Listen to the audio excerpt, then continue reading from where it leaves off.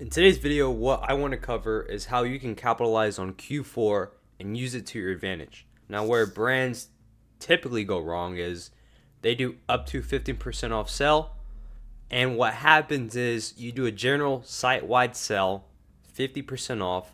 You're incentivizing even net new transactions who've never heard about your business to only buy from your brand because you're running a limited time discount. So the thought process is most brands look at revenue, especially Q4, they get inflated numbers. They see a lot of transactions happening. And by running a 50% off sale or up to 50% off sale, you're attracting bottom of the barrel customers who are not going to buy back from your business during Q1, Q2, Q3. So I say use discounts sparingly. We don't want to have a site-wide that's going to run for the whole entire month or even like longer than it has to be, especially during Black Friday, Cyber Monday. We want to make sure that what we sell and what we say is authentic. So if we create scarcity, we need to be transparent with our scarcity. If we're creating urgency, we need to be transparent with our urgency. If we're limited of stock in inventory, we want to be transparent about that on our marketing efforts. Because what happens is you're building actual awareness, you're building actual demand because you're not lying about having lack of inventory or whatever, right? So there are different mechanisms you can utilize to, of course, increase conversion rate when the buying behavior is at an all-time high. But simultaneously to that, we want to make sure that the offers we put in front of individuals during Q4 is to incentivize them to not only buy one SKU, but to buy more than one SKU. So a minimum 2, 3, 4 SKUs. And we do this via bundles. So if I were to create a growth strategy that can allow me to double my revenue during Q4, attract new customers that are going to buy back from my business, what is the approach to do that with? So first things first, of course, with anything, we need to dial in front-end unit economics. This is looking at our overall, what is the retail cost or the MSRP? What are your cost of goods, packing and picking fees, shipping fees, fulfillment, and any other expenses tied to that to get the product in the hands of customers. We want to keep track of that. From there, it's really having the creative flywheel system. So I've discussed this briefly, and I've went in depth in some other videos, but the way we're able to produce anywhere from 45 to 90 plus testable ads in a given month for our partners in our portfolio is by having a creative strategist, somebody whose main job is to do market research, develop creative concepts, and then an editor / designer that can build the concepts the creative strategist shared to life. So then you have the creative strategist, market research, getting data from the media buyers, saying, okay, what ads worked, what didn't work, reverse engineering winners, and then making iterations and testing new demographics for ideal client profiles or ideal customer profiles.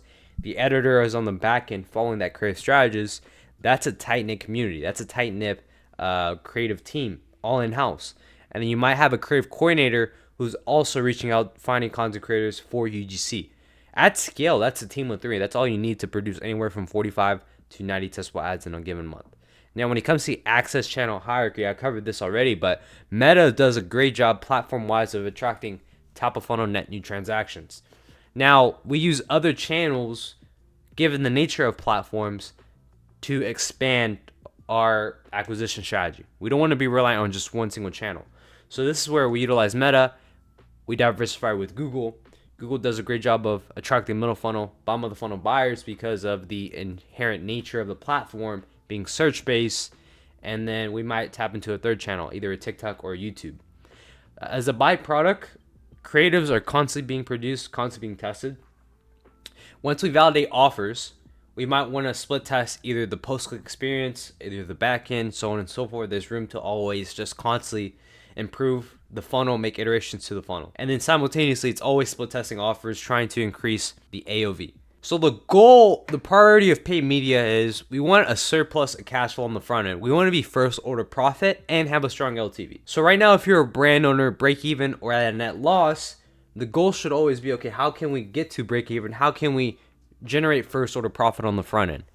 By creative testing, by testing new offers, by raising the AOV with bundles, and ultimately making the site experience native and faster so that the conversion rate can go up. And generally speaking, depending on your bandwidth, anywhere from 4 to 5 weeks to test this out. On the long term, it might take 8 weeks. But the faster you're able to test, the faster you can build. Within 2 to 3 months, ideally you have the whole entire in-house team build. Creative strategist, editor, creative coordinator, 1 or 2 full stack media buyers, automations and ClickUp. For content creators, that can be, the database can be hosted in-house. For your own business, KPI tracking. We have funnel iterations, what it takes to really scale access channels. Because at scale, right, we're always trying to increase the ad spend. So we're at anywhere from $500 to $1,000 a day in ad spend. The goal is, okay, can we keep increasing that? This might be expanding funnels, so testing offers horizontally, scaling access channels, increasing budget by 2-3% every other day, and then ultimately gathering as much insight, feedback from your customers to now help with research and development, post-purchase surveys, optimizing email and SMS for retention, and then at scale, you're building a loyal community of users, raising capital, further growth, expanding to new markets, enter exit discussions. But all in all, I say this to say, the way you can use Q4 to your advantage is conversion rate, all-time high. Yes, your CPA might fluctuate. Yes, your CPMs might be more expensive given that more people are advertising, but the attention is there.